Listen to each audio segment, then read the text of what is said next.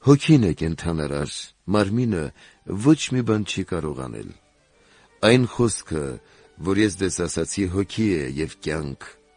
բայց ձեր մեջ կան ոմանք, որ չեն հավատում։ Քանի որ Հիսուս սկզբից գիտեր, թե ովքեր են նրանք, որ չեն հավատում, և ով է նա, որ մատնելու է իրեն, ասաց.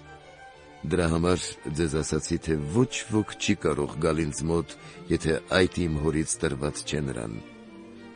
Դրա վրա նրա աշակերտներից շատերը հետ քաշվեցին և այլևս նրա հետ չէին շրջում։ Հիսուս 12 աշակերտներին ասաց.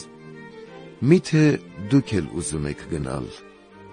Սիմոն Պետրոսը նրան պատասխանեց. «Տեր, ում մոտ պիտի գնանք, դու հավիտենական կյանքի խոսքեր ունես,